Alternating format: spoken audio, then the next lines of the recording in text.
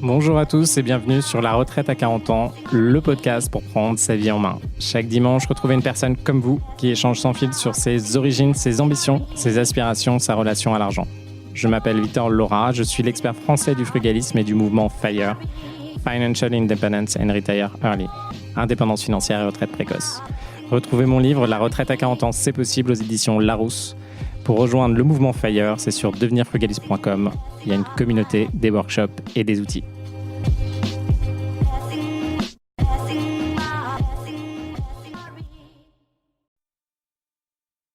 Bonjour à tous et bienvenue dans un nouvel épisode de La retraite à 40 ans. Aujourd'hui, j'ai le plaisir de recevoir Michel. Salut Michel. Salut Victor. Alors Michel, tu as 38 ans, tu es à la retraite depuis 6 mois. Et ce que je trouve fantastique, c'est que tu as fait ça après 15 ans de tech. Et ce que tu me disais, ce qui est vrai, donc toi, tu fais de la bourse, tu fais pas d'IMO. Euh, les gens trouvent ton parcours assez intéressant grâce à ça. Et aussi, tu n'es pas optimal d'un point de vue fiscalité, performance. Et pourtant, tu y es arrivé. Donc, je te remercie d'être là. Je te remercie de partager ton expérience. Est-ce que tu peux te présenter, te dire comment, c'était quoi ton parcours un peu pro pour en arriver là? Ouais, bien sûr, bonjour à tout le monde. Donc moi j'ai 38 ans, j'habite à Paris, je suis venu à Paris, pour, après mon bac pour mes études supérieures. J'ai fait une école d'ingénieur en informatique, j'ai été développeur pendant 1 an et puis ensuite consultant, fonctionnel et j'ai travaillé en CDI dans des boîtes, pendant à peu près 2 ans. Puis ensuite je me suis mis en freelance. J'étais assez jeune, j'avais 24 ans, jusqu'à aujourd'hui, j'ai toujours ma boîte de freelance. Donc profil plutôt, freelance assez jeune. Ouais, surtout qu'à l'époque, faut le dire, pour notre génération à nous, 24 ans freelance, c'était nouveau, quoi. Il y avait pas tant de freelance que ça à l'époque, non? Ouais, ouais, ouais, c'était assez risqué quoi. J'avais des retours, plutôt, inquiets de ma famille, de mes amis. Il y avait même des aides. Je crois qu'il y avait une aide, moins de 26 ans, il me semble que tu as pas de cotisation sociale à payer, la première année.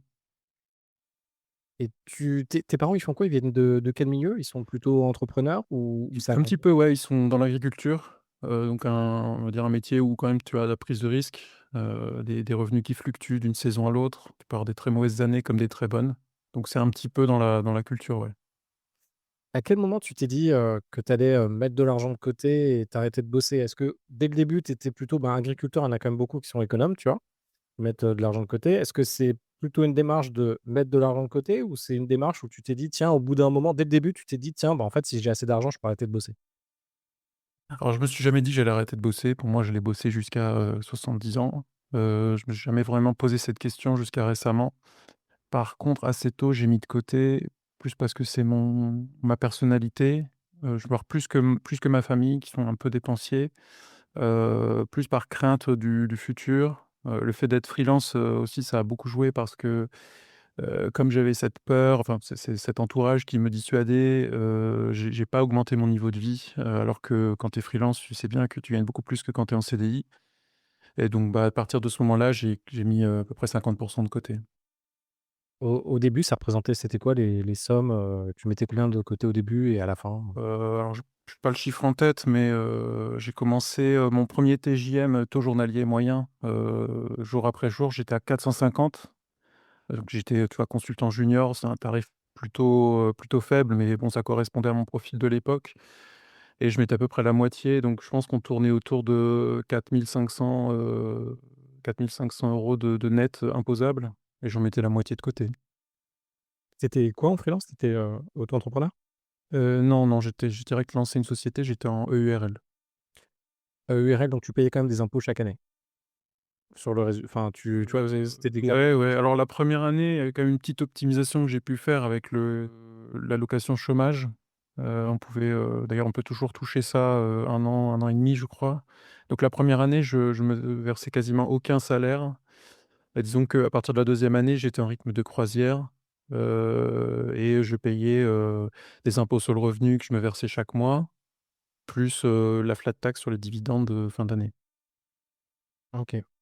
Et en fin de période, tu arrives à mettre combien de côté?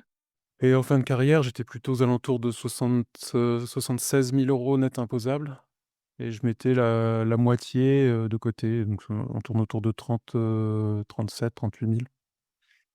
Au début, quand tu as commencé, tu t'es dit, «Tiens, je vais bosser jusqu'à 70 ans». qu'est-ce qui t'a fait, est-ce qu'il y a eu un déclic en particulier où tu t'es dit: «Non, je en fait, je veux» qu'est-ce qui t'a poussé à franchir le pas?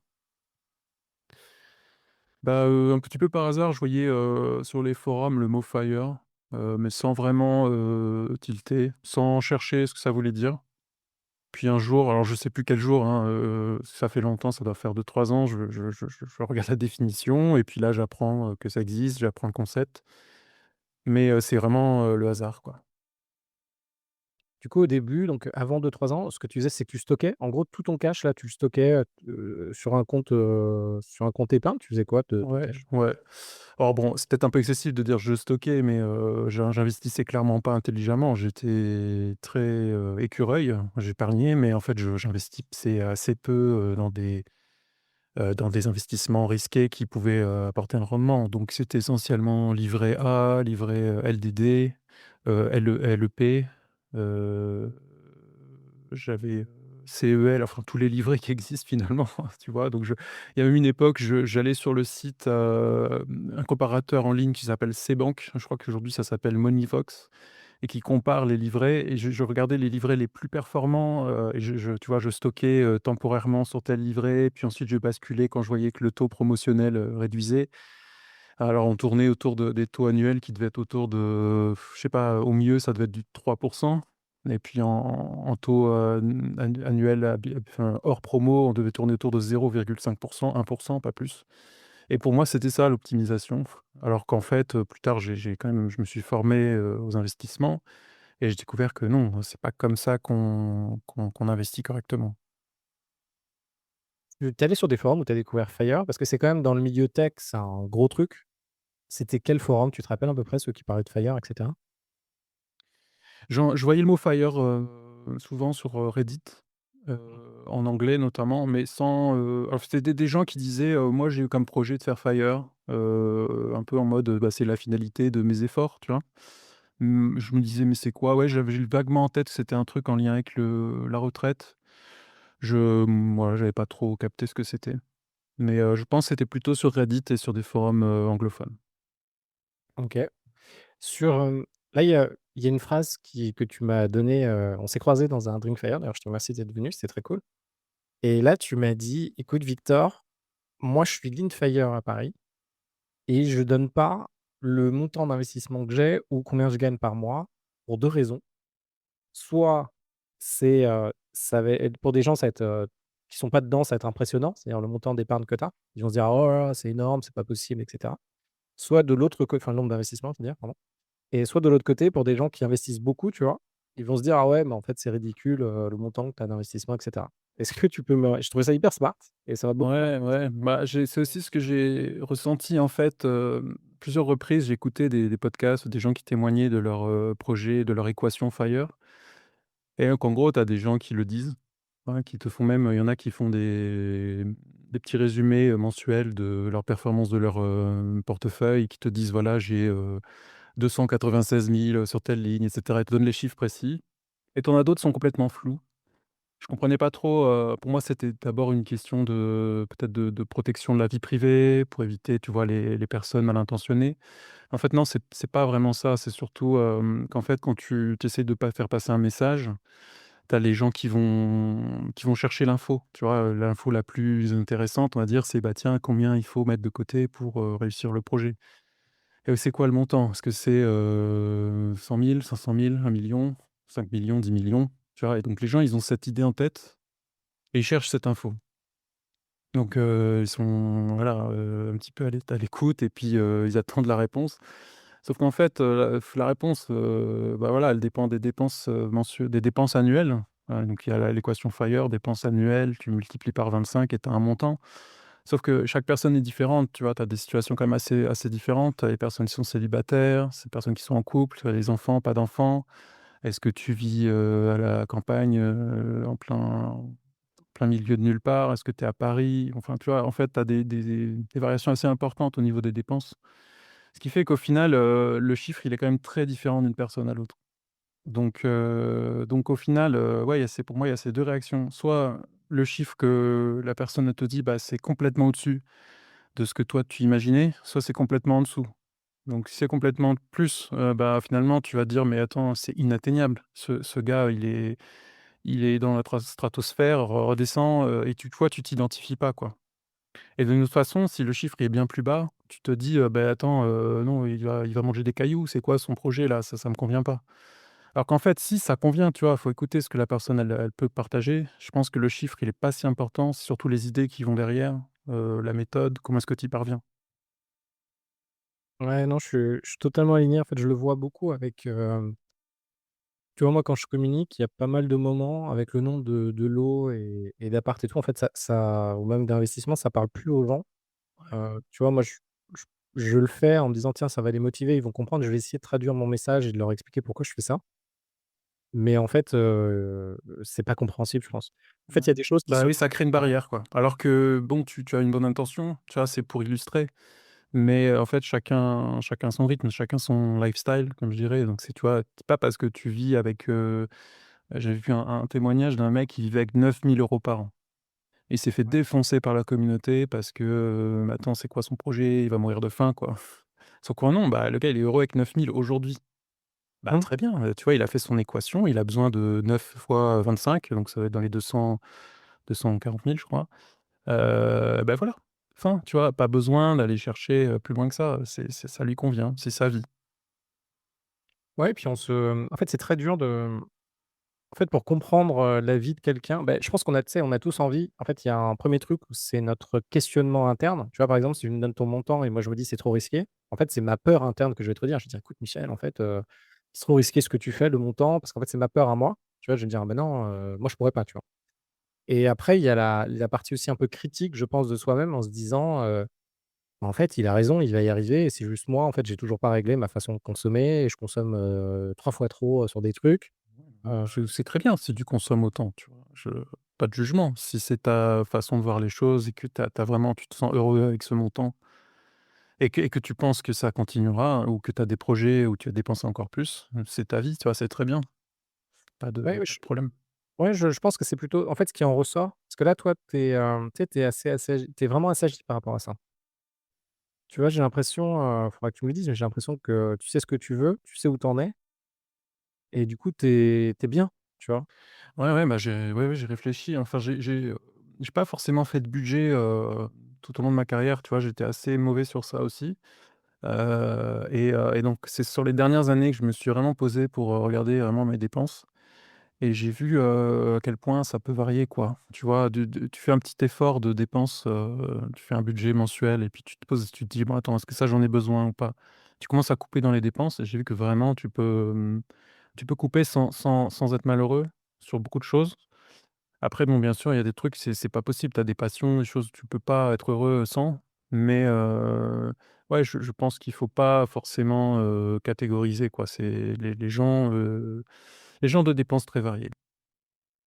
Ouais, moi là-dessus, je me suis posé, pas mal de questions. Tu vois, à un moment, j'étais dans une démarche, bah, vraiment comme la tienne où j'économisais, alors après ça devient très en fait, j'économisais entre 50 et 80 de ce que je gagnais. Mais bon, j'étais tellement focalisé sur mon travail que finalement, tu vois, je le voyais pas en vrai, tu sais, ça dépend de ce que tu fais de ta vie, si tu à fond dans ton boulot, tu as pas le temps, donc voilà. Par contre, après, je me suis dit: «Bon, il est où le combat?» parce que économiser, ben, directement, ça a marché pour toi d'économiser. Tu as pu atteindre cet objectif-là. Sauf qu'à un moment, l'équation, tu sais, se pose, tu sais, c'est comme dans le livre, «L'autoroute du millionnaire» où, je crois que c'est pas comme ça, où il dit, soit vous avez une démarche, donc il critique le système classique américain, qui ressemble indirectement un peu à FIRE, tu vois? Parce que tu mets de l'argent de côté, c'est petit, tu es un écureuil, ça va bon, tu as les intérêts composés, mais ça va jamais être game changer dans ta vie, alors que toi, c'est game changer quand même. Enfin, faut qu'on requalifie ce que c'est dire game changer et il dit de l'autre côté: «Bon, vous avez ça, bon allez-y, bonne chance», tu vois? Ça va vous prendre 20 ans de faire votre truc et de l'autre côté, par contre, les mecs, si vous êtes actifs, vous pouvez réellement changer de votre vie. Vous faites, bah, beaucoup d'IMO, vous reprenez des boîtes, là, vous allez faire 1 million d'un coup et cetera, tu vois? Qu'est-ce que tu en penses un peu de ce d'un côté, il y a cette façon épargne, mettre de côté et arriver à la liberté. De l'autre côté, se dire: «OK, je vais rentrer dedans et je vais aller chercher, plus d'argent, quoi». Ouais, je pense que les 2 sont le même objectif, quoi. C'est de mettre de l'argent de côté. Alors c'est 2 méthodes un peu différentes. Soit tu épargnes, tu fais un effort, on va dire, sur tes dépenses, soit tu fais un effort sur ton revenu. Mais après la finalité, c'est un peu la même, c'est-à-dire, mettre de l'argent de côté, avoir de l'épargne chaque année, et augmenter, enfin, optimiser ce montant, quoi. Après, les 2 méthodes, elles me semblent bien. La première est bien dans un premier temps parce que, c'est facile, comme j'ai dit, tu vois, de couper, l'abonnement Netflix, ça va pas te rendre malheureux de moins regarder Netflix, au contraire. Par contre, il y a une limite à ça, quoi, donc tu peux pas passer en négatif sur tes dépenses. Tu es obligé de dépenser, pour vivre correctement. Et puis après, oui, bien sûr, pour, augmenter ses dépenses, je pense qu'à un moment donné, tu peux pas faire autrement, et c'est pas si facile, je dirais. Il faut se remuer, les méninges. Faut aller chercher, du risque. Toi, donc dans l'IMO, il faut prendre peut-être un peu de risque. Je dirais qu'en tant que freelance, il faut essayer de trouver plusieurs clients, tu vois? Essayer de pas forcément rester, pour un client qui paye mal ou qui est pas dans le bon secteur. Donc ça aussi, c'est une prise de risque, il faut se mettre à jour sur les technos. Il faut peut-être, quitter une mission, du coup, c'est un risque, en soi, quoi. Mais, je pense, tu vois, les deux ont bien le même objectif et c'est un très bon objectif. On devient, freelance, tu sais, un peu au début, on a un peu peur parce que, tu vois, on quitte, on a un job de salarié, puis après on devient freelance, on se dit: «Zut, si un jour tu es malade, ben, tu pas de thunes. Si un jour tu pas de mission, voilà, si tu un client qui te paye mal ou qui te paye avec du délai, ben, toi, tu as ton loyer à payer et cetera. Si tu prends des vacances, tu pas payé». Comment, comment tu l'as vécu ce stress de freelance? Est-ce que tu l'as vécu? Parce que tu m'as l'air très relax quand même, mais est-ce que tu l'as vécu? Et ça a été quoi tes tips pour, surmonter ce stress de, bah, du coup, de pas avoir d'argent, quoi? Ouais, je pense que je l'ai vécu, mais bon, je pensais que c'était quand même le jeu en valait la chandelle en termes de différence, de salaire, tu vois? De net, dans la poche. En gros, j'ai quasiment doublé ce que je gagnais et donc je sentais, mais je l'ai pas mis en équation, mais je sentais que ça devait être quand même intéressant. Après, bien sûr, si tu essaies de mettre ça en équation, je pense que ça peut être complexe à calculer, mais à mon avis, ça doit pouvoir se calculer, combien ça coûte, combien, je devrais cotiser pour avoir une retraite équivalente quand je suis en freelance versus quand je suis en CDI? Pareil, combien je devrais cotiser pour avoir la même protection, en cas de maladie, indemnité journalière? Tu vois, tu as des dispositifs qui existent, tu as des assurances privées qui existent, qui font à peu près la même chose et quand tu regardes tout ça, j'ai l'impression, hein, j'ai pas fait les calculs, j'ai l'impression quand même que c'est toujours plus intéressant d'être en freelance qu'en CDI. Donc bon, avec le recul, je me dis que j'ai bien fait, mais j'ai pas forcément fait les calculs à l'époque. Il y a 6 mois, tu as arrêté. Tu as arrêté le freelance. Comment tu t'es dit que c'était bon, que tu pouvais arrêter là? Que c'était le bon moment et ça t'a fait quoi? Tu l'as vécu comment? Mmh.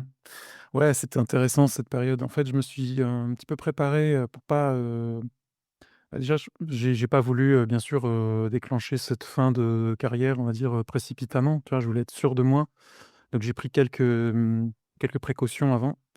Alors déjà, la première précaution, c'était au niveau du montant de mon capital investi, je voulais que ce soit suffisant pour, ma situation un peu personnelle. Donc le fait que je sois plutôt jeune, le fait que, en France, on a des risques, sur la fiscalité. Tu vois, la fiscalité a quand même des chances d'augmenter.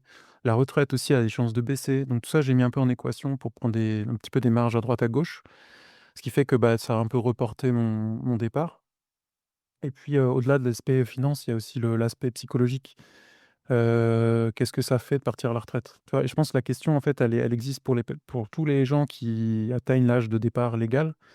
C'est tu as potentiellement des crises, identitaires, hein. J'ai travaillé pendant 15 ans comme un taré, qu'est-ce que je deviens si finalement je ne fais plus rien?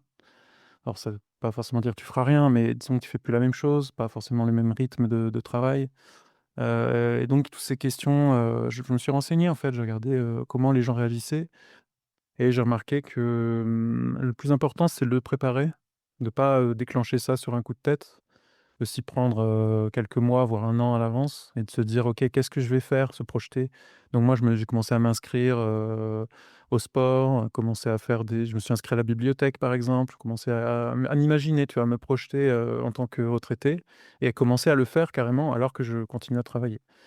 Donc là, finalement, j'étais déjà projeté dans cette cible et c'est un truc qui revient assez souvent dans les décisions de départ ou pas, c'est est-ce que tu te projettes vraiment dans un truc positif, futur, une situation positive future? Ou bien est-ce qu'au contraire, tu veux fuir une situation que tu aimes pas dans le passé? Donc tu vois, si tu pars en te disant: «Allez, je claque la porte, j'en peux plus du travail, mon boss me fait chier» et cetera, ça a quand même de grandes chances de mal se passer après parce que du coup, tu as pas préparé la suite. Donc moi, j'ai préparé tout ça. Je me suis fait un petit calculateur du jour où je pourrais partir financièrement, et puis après j'ai patienté un petit peu histoire d'être bien au clair dans ma tête, psychologiquement, et j'ai déclenché le truc. Aujourd'hui, tu es lean fire. Est-ce que tu peux nous dire ce que c'est et qu'est-ce que ça veut dire quand on habite à Paris? Parce que le lean fire de Vesoul et lean fire de Paris, c'est pas la même chose, Ouais. quoi. Ouais, je pense qu'on peut dire que je suis lean fire parisien. Mais je suis, standard Fire, français. Alors un peu pour l'audience, pour qu'ils comprennent, Fire donc c'est un concept, qui est apparu dans les années 90, où le but c'était tout simplement de pouvoir, financer une retraite de 30 ans, sans forcément, travailler, quoi. Puis ensuite, le mouvement s'est répandu, puis, pas mal de personnes qui ont voulu un peu customiser le truc, le personnaliser en fonction de leur situation.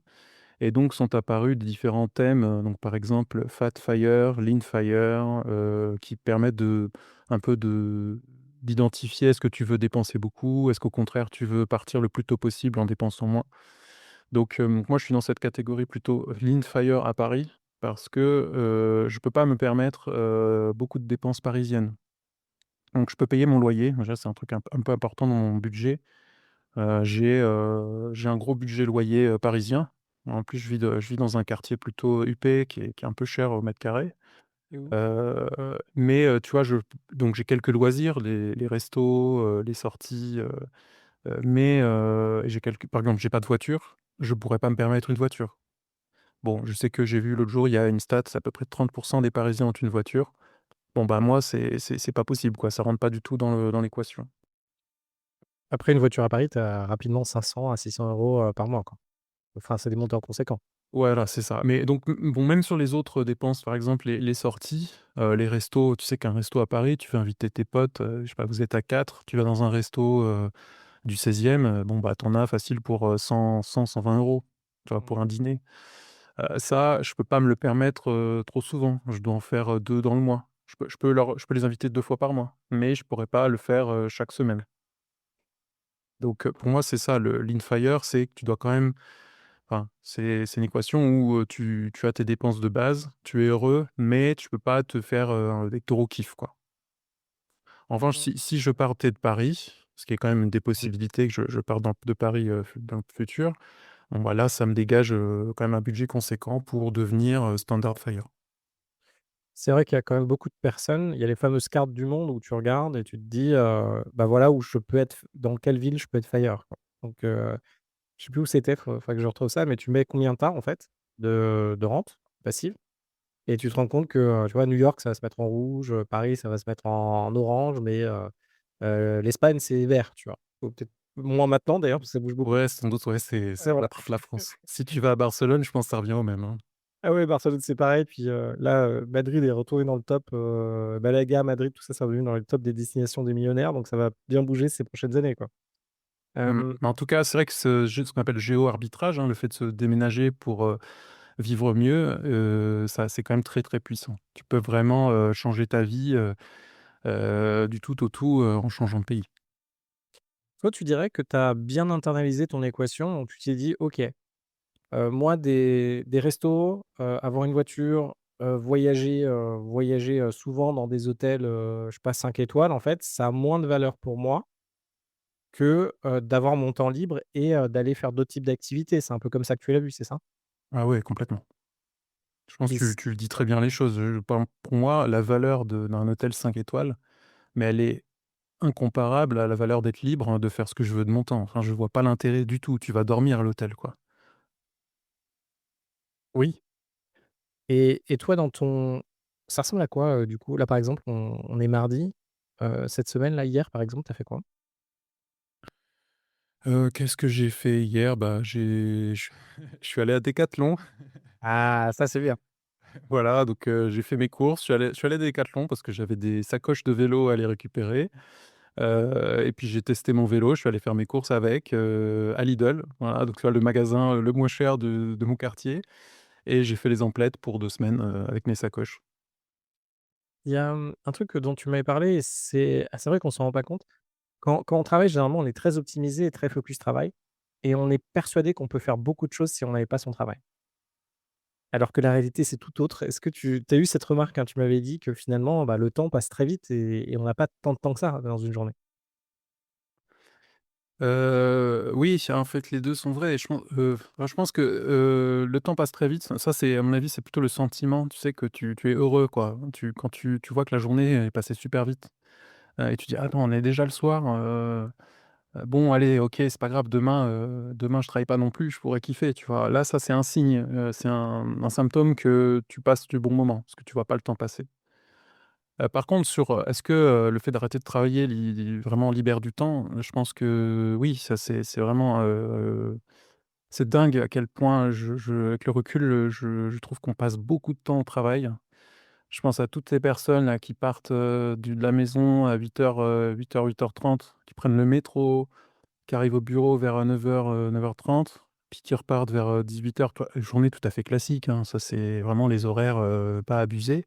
Mais pourtant, tu te rends compte que tu passes le plus clair de ton temps, à travailler pour quelqu'un d'autre et en plus, c'est pas juste, n'importe quel moment, c'est le moment où il y a de la lumière, il y a du soleil dehors, tu es performant. C'est-à-dire que vraiment tu es réveillé, tu vois? Tu pas, c'est pas la nuit quoi, et donc en fait, c'est les meilleures heures de ta journée que tu es en train de donner à ton employeur ou à ton client, voilà, donc le travail, c'est pas rien. Je trouve que c'est vraiment un sacrifice.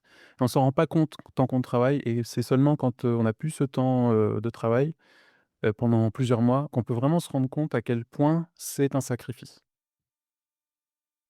Tu peux revenir en arrière ou pas? Oui, Donc demain, tu recommences à travailler, en fait, ça va? Tu es OK avec ça? oui. Après, ça me ferait un peu chier quand même, hein. Je t'avoue que c'est pas, ce que je souhaite, mais c'est dans les possibilités. Ça fait partie des on va dire des choses qui me permettent de partir aujourd'hui. Parce que en fait, le fait de se dire: «Je peux revenir travailler en cas de grosse crise des marchés financiers», c'est une sécurité. Est-ce que là, on est dans une phase, alors c'est génial parce que nous, j'ai l'impression que ces dernières années, c'est jamais le bon moment, tu vois? En fait, il y a dans la terminologie FIRE, il y a un moment où c'est assez dangereux de partir à la retraite. C'est, quand tu as fait un calcul et qu'en fait, tu pars juste avant une grosse crise, quand tout dévisse de Ouais, tout. c'est ça. Tout à fait, ouais. Alors indirectement, aujourd'hui, ça dépend comment, notre ami Trump, va corriger les trucs, mais on est dans un contexte où on n'est pas loin de Bah mais on dit ça chaque année, quoi. bah, oui, oui, ça peut arriver à n'importe quel moment. Tu as toujours des raisons d'avoir peur, hein, ça c'est sûr. Ch Si tu en cherches, tu en trouves. Comment tu vis avec ça? Parce que en fait, j'ai quand même l'impression que, vu que toi, tu es assez relax et que tu te dis: «Dans le pire des cas, je retournerai travailler», tu es OK avec ça. Finalement, tu le vis assez bien. Tu es pas en mode, tu sais, c'est toutes tes économies, tu as vraiment quitté un monde que tu ne pouvais plus supporter et du coup, si demain, bah, les marchés chutent de 40, bah, tu es obligé de retourner travailler, et c'est la fin de ta vie, quoi. Toi, tu le vis pas du tout comme ça, finalement. Non, non, ça ferait chier, mais bon, déjà, je pense que ce serait pas 40. À mon avis, ce serait quand même une plus grosse chute et je le vivrais comme, un voilà, une embûche, quelque chose de douloureux, mais qui est surmontable. Tu vois, il suffit de retourner travailler, un job, d'ailleurs n'importe quel job, pour que ça refasse fonctionner l'équation. Donc un job payé, au lance-pierre, qui me plaît, qui serait sans doute plus agréable que mes missions, mes jobs précédents, ça convient aussi. Et d'ailleurs, juste pour, compléter sur la partie, risque, ce dont tu parles, c'est le risque de mauvaise séquence. Donc c'est le fait que quand tu pars malheureusement, juste l'année qui suit, les 2 3 années qui suivent, sont des très mauvaises années et donc même si tu as des bonnes années par la suite, le fait que ce soit ces premières années, bah, ça a un impact, conséquent sur ton portefeuille parce que tu dois faire des retraits, ces mauvaises années. Mais il y a aussi un autre risque dont on parle assez peu et qui en fait est supérieur, c'est le risque d'inflation sur les premières années. Quand tu regardes les détails des calculs FIRE, hein, le gars qui a créé l'équation, des 4 dans les années 90, il te montre bien quelles sont les pires périodes et qui amène justement à ce taux de 4. Le 4, c'est le pire du pire, hein, c'est le truc le plus safe. Bah, ce taux de 4, il vient des retraités qui seraient partis dans les années 60, au moment où il y avait énormément d'inflation. Donc en fait, tu te rends compte que c'est pas que la crise des marchés financiers qui peut vraiment mettre ton projet en risque, c'est aussi, l'inflation pendant les premières années. Ouais, non, tout à fait. Surtout là, les 5 dernières années en France, on a eu, 17 d'inflation cumulée, 17,5, 17,4 et effectivement, si tu es, en fait, ça dépend de tes investissements et ça dépend de comment tu fais ton FIRE. Normalement, quand tu as cette inflation enfin, normalement, cette inflation, elle doit être, tu peux te protéger contre l'inflation avec, les marchés financiers et normalement avec l'immobilier. Sauf que là, l'immobilier, il a pas vraiment rattrapé, cette inflation donc ceux qui sont partis FIRE qu'avec l'immobilier, bah, ils ont un petit truc un peu, enfin, c'est un peu touchy pendant quelques années, quoi. Et aussi par rapport à ce que tu disais, effectivement, quand tu as une baisse de 20 il faut quand même faire une augmentation de 40 pour revenir à l'équilibre. Du coup, si tu tapes effectivement dès le début des années qui sont pas terribles, bon, bah, c'est pas, effectivement, ça risque de te bah, il y en a plein qui retournent bosser, hein. Ouais, Ouais, qui c'est retournent ça. bosser. Faut être capable de retourner bosser si besoin, ou bien de pouvoir baisser ses dépenses, substantiellement si besoin, et donc dans mon cas, lean, tu vois, c'est compliqué. Je pourrais pas trop baisser mes dépenses.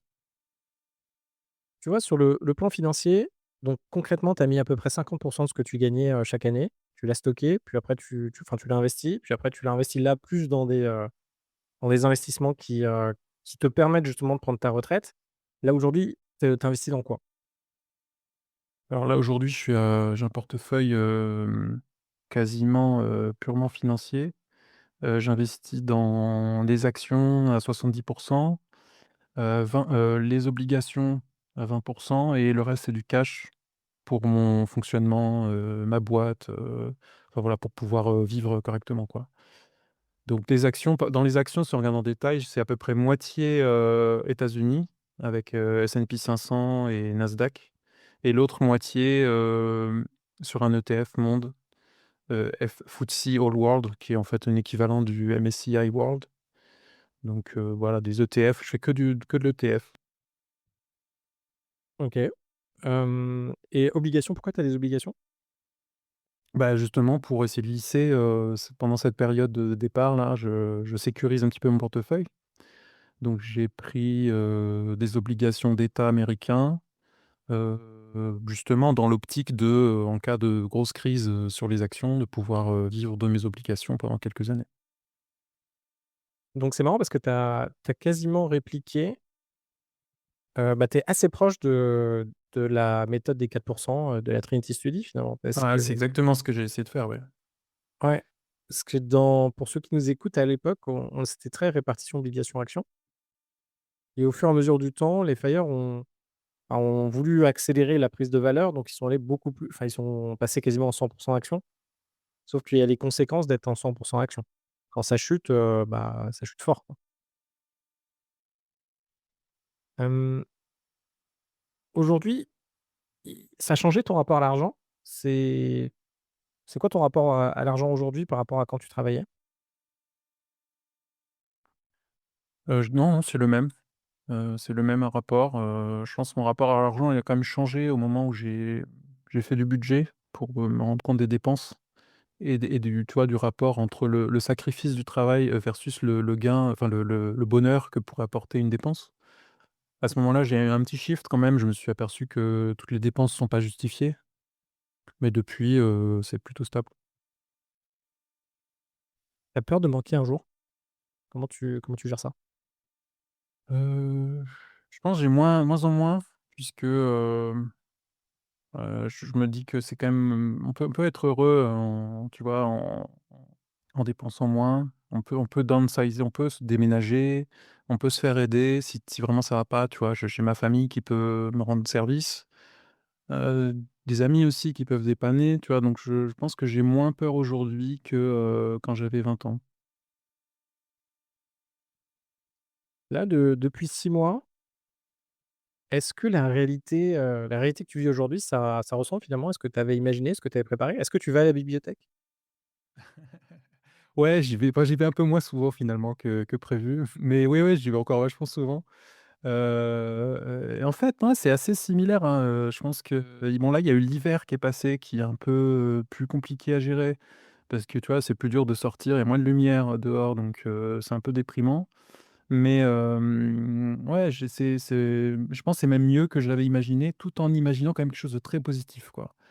Donc ouais, je franchement, je regrette de même pas l'avoir fait plus tôt, quoi, parce que, c'est possible de partir plus tôt. Ça a été quoi tes surprises du coup? Qu'est-ce qui a été mieux que ce que tu imaginais? Bah, déjà le fait que, tu vois, tu peux partir en vacances, pour pas trop cher quand tu bosses pas. Ça, j'avais pas Mmh. pensé, mais en fait, tu sais, les billets d'avion, par exemple, que tu peux prendre à n'importe quelle heure quand tu as pas de taf, et bah, en fait, tu as des billets pour aller en Espagne, par exemple, tu peux faire un aller-retour pour moins de 100 €. Ça, c'est le genre de truc que j'avais pas vu. Donc en fait, quand tu as le temps, tu peux faire des trucs, pour vraiment pas cher et ça, j'avais pas vu. Est-ce qu'il y a des trucs il y a forcément des trucs qui te manquent par rapport à quand tu travaillais, je pense? Qu'est-ce qui te manque par rapport, au monde du travail ou quand tu bossais, s'il y a quelque chose?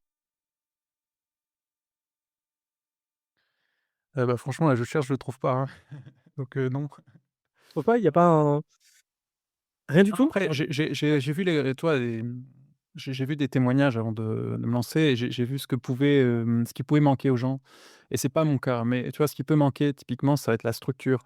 Quelqu'un qui a du mal à se lever le matin ou qui va se poser devant la télé et rien faire de sa journée.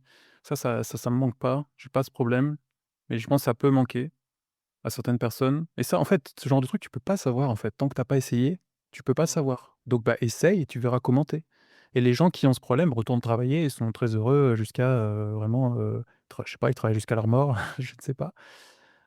Autre chose qui apparaît, souvent, c'est, problème d'identité. Tu vois? Donc par exemple, tu as un taf, surtout si tu en arrives là, c'est que tu as plutôt bien bossé, tu vois? Tu as été successful, on va dire. Donc tu es quelqu'un, on va dire, de pertinent ou qui a une certaine aura professionnelle, où tu peux avoir des collègues qui te regardent avec, intérêt et puis du jour au lendemain, tu te retrouves, tout seul, si tu es célibataire ou avec ton conjoint qui te regarde pas de la même façon et donc il y a des gens, des retraités qui ont une crise identitaire à ce moment-là, tu vois? Et moi, heureusement, c'est pas mon cas. Sur les dernières années, j'étais pas trop, pas trop full travail. Donc ça m'a permis de faire une transition douce. Ça évolue avec le temps aussi, enfin je pense que c'est très dur. En fait, il y a un moment faut faire attention parce que ton identité et comment tu te définis, c'est généralement ce qui va se traduire dans la réalité. Donc j'avais vu, quelque chose comme quoi tu prends un athlète olympique et tu prends quelqu'un de normal. L'athlète olympique, il est défini par qui il est, donc par sa faculté à faire du sport, avoir un corps parfait et cetera et les 2, tu leur ajoutes 200 kilos.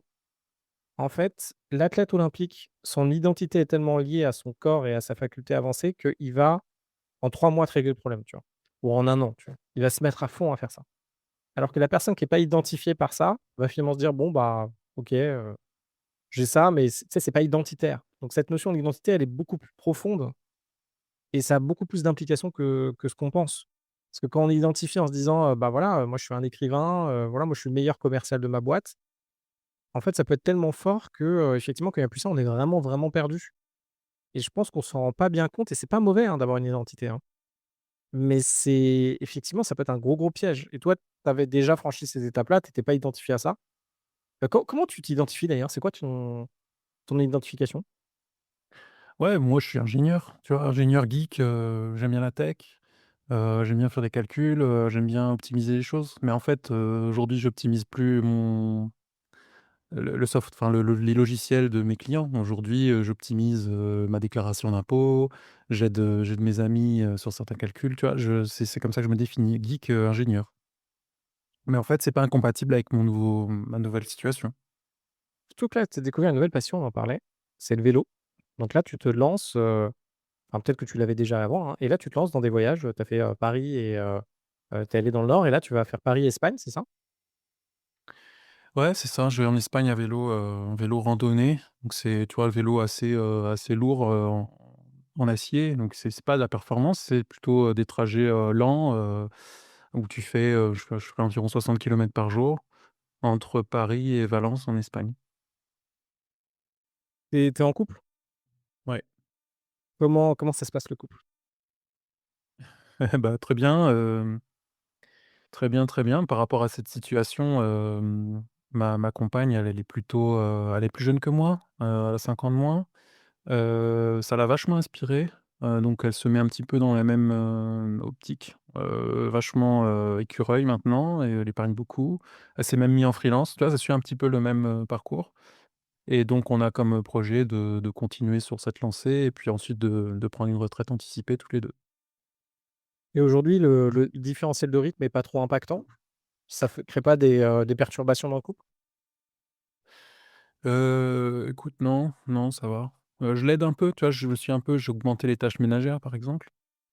Hem, mais elle est non, elle est assez patiente avec moi, je pense qu'elle est un petit peu jalouse, tu vois? Forcément, mais non, non, elle le vit très bien. Vous avez pas forcément de projet d'enfant, vous en avez parlé? Est-ce que ça impacte grandement le budget? Ou c'est pas Ouais, votre. je pense que c'est ouais, c'est vachement important de s'en parler, nous, on n'en veut pas et ça, effectivement, ça soulage beaucoup, quoi. C'est, je sais pas combien ça aurait représenté, mais j'imagine, j'ai vu des stats, je crois que c'est 180 000 €, 200 000 € un enfant. Mmh. Donc bon, bah, voilà, faut ajouter ce chiffre à ton numéro ou bien, en tout cas, dégager le revenu qui permet de payer, les études, pour l'enfant, quoi. Donc finalement, toi, tu as pas eu de problématique à te déconnecter mentalement du travail? Vu que tu étais pas forcément identifié à ton boulot, ça c'est bon. Ouais, ça ouais, je l'ai préparé, ça s'est bien passé. Là, si je te rencontre et que je te dis, «Salut Michel, tu fais quoi dans la vie?» Tu me réponds quoi? Ça dépend. Mmh. Je pense que je le dis pas, naturellement à tout le monde parce que des personnes qui comprennent pas. Donc par défaut, je vais un peu esquiver la question si je te connais pas. Donc après, les amis, je leur dis, progressivement, je leur ai dit. La famille, je leur ai pas encore dit, parce que je sais qu'ils vont pas comprendre, quoi. Donc ça, c'est un peu problématique. C'est, un peu agaçant, mais bon, je pense que c'est aussi il faut essayer de les préserver et pas forcément, ça, ils peuvent avoir peur, par exemple, pour toi. Donc j'essaye d'éviter la question. Quand tu Ouais, mais comment tu fais? Bah, là, par exemple, tu veux pas me dire, ce que tu fais. Moi, je te fais, «Salut, bah, tu fais quoi dans la vie?» Tu me dis quoi concrètement? Même tu Bah, quand tu je t'aurais dit: «Oui, je suis ingénieur en informatique». OK. Donc moi, je me dis: «Ah ouais, c'est bien». Alors soit je sais pas ce que c'est, soit je me dis: «OK, il doit, bosser dans la tech, quoi». Voilà, c'est ça. OK, donc tu reviens sur quand même un truc, oui, c'est bien. Et ta famille, justement, pour ton entourage, donc tes amis, la plupart de tes potes, sont au courant. Ouais. Tes collègues d'avant, ils le savent pas forcément. Pas tous, non. Ceux avec qui je me suis bien entendu le savent, et d'ailleurs, m'ont questionné dessus, ça les inspire. Certains sont jaloux, mais certains, je leur ai pas dit pour éviter, trop de questions. Et ta famille, du coup, tes parents et tu des frères et sœurs peut-être? Ou je sais pas, Ouais, j'ai des frères, mes parents, mes frères, mes cousins, je leur ai pas dit, je dis que je suis en congé, sabbatique de longue durée, durée indéterminée. Ce qui est en soi un petit peu vrai, il pourrait que je retourne travailler donc pour l'instant, c'est plutôt vrai, quoi. en même temps, moi, il y a mon fils qui me dit ça, j'ai peut-être plus peur qu'il me dise: «Bah, écoute, j'ai mis assez d'argent de côté pour pouvoir en vivre, hein». Oui, oui, non, mais je leur dis bien sûr que j'ai suffisamment de côté pour être en congé sabbatique, donc il y a aucun problème financier. Il t'a pas dit tout: «Mais Michel, tu es dépressif ou ça va?» Non? Ouais, il se questionne, tiens, pourquoi est-ce qu'il a pris cette décision maintenant? Mais après, je pense qu'aujourd'hui, c'est assez courant, les congés sabbatiques, j'en ai vu beaucoup. Donc, ouais, je pense que ça passe bien ça. Est-ce que tu ressens une pression sociale, ou tu vois, ou un regard négatif des autres? Tu le ressens, mais tu le dis pas forcément, donc normalement ça va. Tu l'as peut-être eu avec tes anciens collègues, je sais pas? Heu, ouais, j'ai eu, non, plutôt des amis qui réagissent, qui aiment pas, enfin qui se sentent, sans doute un petit peu, enfin, c'est ce que j'ai ressenti, hein, j'ai pas creusé trop, mais, quand je l'annonce, qui se sentent, qui ont du mal à y croire ou qui se sentent sans doute, pas à jour ou qui se sentent très loin de ça et une sorte de malaise qui arrive. Alors je sais pas, est-ce que c'est parce que, ils sont jaloux? envieux ou inquiets pour leur propre situation. Je sais pas creuser, j'ai pas creusé la question, mais ça passe pas forcément très bien et c'est difficile de savoir à l'avance, en fait. Tu as des réactions assez, variées, en fonction des personnes, donc bon, je pense que moi, je le dis aux amis et puis, leur réaction, bah, ça leur appartient et puis, s'ils veulent, on en parle. Tu appris quoi sur toi ces 6 derniers mois? Bah, oui, je sais pas, j'ai appris que déjà ça se passerait bien, que j'étais un peu inquiet de ce changement. Je suis très heureux comme ça. J'ai appris que j'ai pas forcément, de crise, donc ça c'est un projet qui se déroule bien pour moi. J'étais pas certain que ça se déroule bien. Tu vois, j'ai gardé ouvert ma boîte, de freelancing en me disant: «Bah, voilà, si vraiment, il y a le moindre problème, je peux retourner, retrouver une mission, retourner travailler assez rapidement». Et là, je semble se confirmer que ça se passe bien et j'ai l'intention de fermer ma société. Là, par exemple, si, tu vois, je te rencontre et je viens de voir, je te fais: «Ah Michel, je veux faire la même chose, qu'est-ce que je dois faire?» Tu me dis quoi?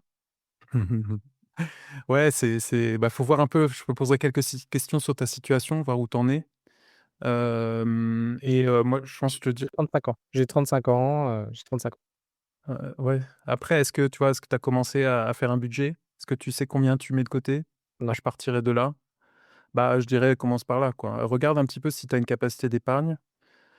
Est-ce que tu arrives à atteindre des taux, d'épargne relativement conséquents? Tu vois, si tu es à 5, bah, ça va pas, travaille sur ça.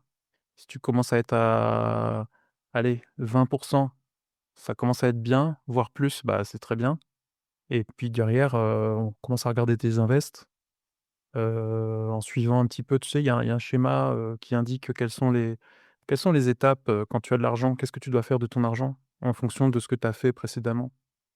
Donc j'ai plus le schéma en tête exactement, mais par exemple, si tu as déjà un matelas de sécurité, bon, bah, tu peux commencer à investir.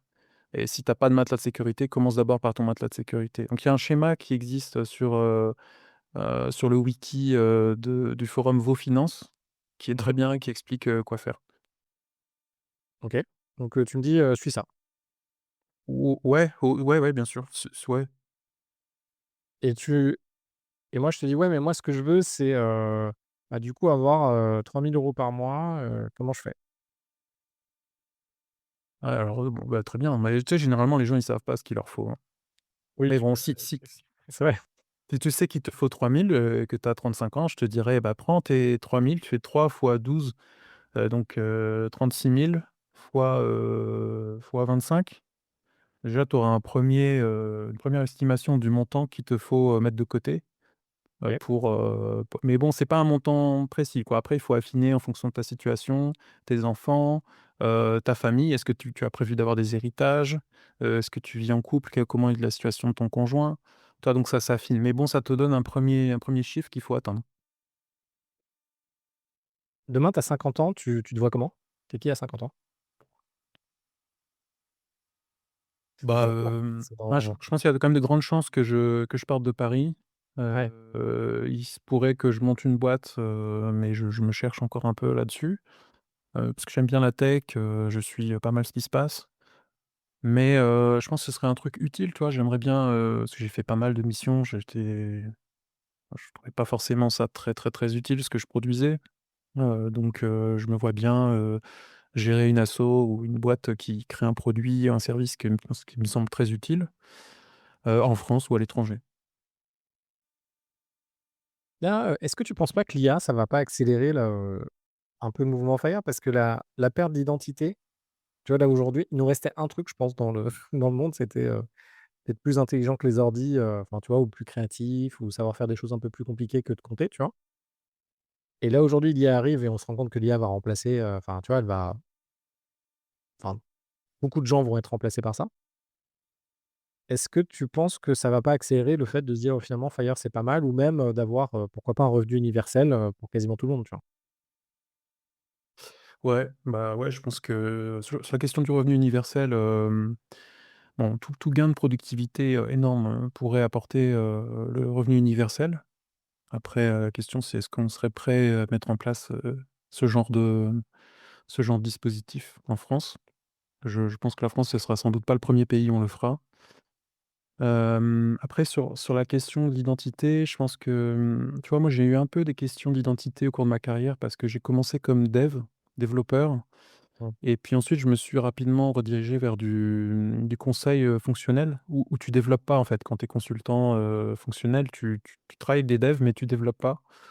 Ce qui est un peu parfois un peu frustrant niveau identité parce que, c'est pas vraiment toi qui fais les choses et plusieurs fois je me suis dit: «Mais est-ce que je me suis pas trompé dans la direction, dans la carrière? Est-ce que c'est vraiment bien ce que je fais? Est-ce que je suis pas en train de m'isoler dans une niche, qui correspond enfin qui a pas de futur?» Je suis plus vraiment développeur, quoi. Mmh. Et bref, tu vois, bon, finalement, il y avait surtout la question de l'argent parce que quand tu es consultant fonctionnel, tu gagnes un petit peu plus que juste développeur. Donc c'était un peu tu vois, je sacrifie, potentiellement, mon futur, pour de l'argent, immédiat. Puis finalement, l'IA est arrivée et puis je me suis rendu compte que c'est un changement bien plus, bouleversant pour tout le monde dans la tech.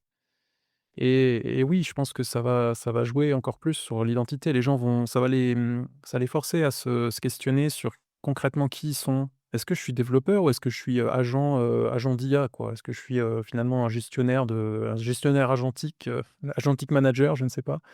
Mmh. Donc je pense que ça a du positif parce que ça te force à te questionner sur qui tu es vraiment, qu'est-ce que tu veux apporter vraiment comme valeur et je pense que oui, ça va favoriser ce genre de démarche, FIRE. Tu avais déjà dit que si tu changeais un truc, ce serait pas potentiellement de partir plus tôt. Est-ce qu'il y a autre chose que tu changerais dans ton parcours? Ouais, je pense que je me serais intéressé plutôt, à l'éducation financière parce que j'ai quand même perdu beaucoup d'années à épargner sans investir. Pourtant je manquais pas de signaux, hein. J'avais, ce qu'il fallait à Paris, on a toute la culture qu'il faut, on a les consultants, enfin, j'ai même bossé pour, un institut qui travaille dans l'éducation financière du public. Donc, j'avais vraiment tout ce qu'il fallait pour et pourtant je me suis pas intéressé à ça. Je pense que c'est un peu par déni, par, choix d'ignorer un sujet, tu vois? C'est très dommage, je trouve. Donc, si c'était à refaire, je pense que je m'y serais mis bien plus tôt et puis, je me serais rendu compte que, mettre, mon argent sur des livrets à 2 beh, c'est vraiment catastrophique, quoi. C'est pas bien du tout. Il fallait mettre sur des ETF ou sur en tout cas de l'immobilier ou de la bourse, qui rapporte, beaucoup plus et donc j'aurais eu ces réflexes-là. Je les avais pas. Je savais pas qu'est-ce que c'était qu'un taux, normal, un taux de rendement normal. J'avais aucune idée du taux normal. Je me disais que 1-2 c'était très bien.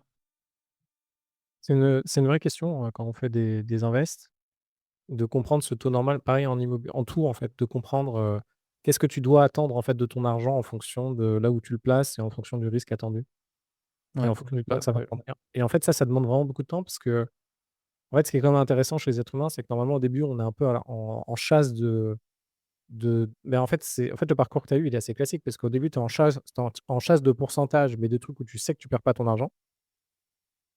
Mais du coup, tu vas chasser, 0,5 sur des trucs ou 1 tu vois, machin. Et après, tu comprends le risque, tu es OK d'accepter de perdre pendant certains moments et tu vas chasser, alors après, peut-être que tu passes à la performance. Donc là, tu vas aller dans c'est le crowdfunding immobilier en te disant que 10 par an, ça a jamais fait faillite, ça va jamais faire faillite et après bon, bah, tu te retrouves dans des trucs qui plantent un peu. Et après, finalement, tu finis par comprendre un peu, cet accès à voilà combien tu peux gagner par rapport à là où tu as investi, quoi. Ouais, encore ce que tu dis, ça sous-entend d'être quand même un peu, d'être entreprenant, quoi.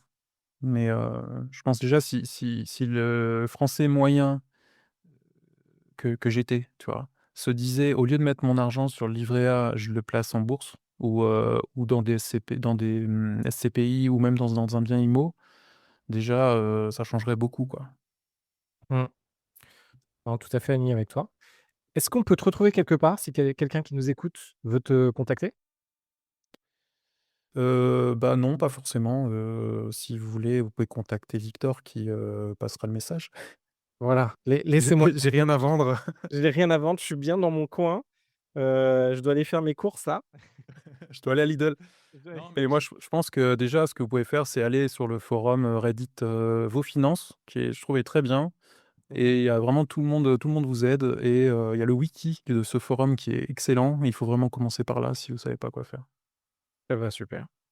Merci beaucoup. Merci Michel, et Toi.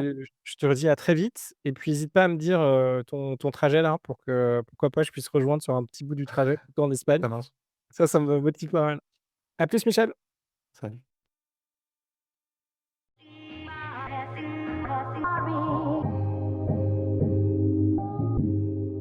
Vous venez d'écouter un épisode de La retraite à 40 ans. N'hésitez pas à en parler autour de vous, à vous abonner, à rajouter 5 étoiles et à mettre un petit commentaire. Ça nous aide vraiment beaucoup. Pour être informé des nouveautés, rendez-vous sur devenirfrugaliste.com. Une question? Je réponds sur LinkedIn, Victor Lora, Lora. Et surtout, n'oubliez pas, vous êtes déjà au top. À très vite.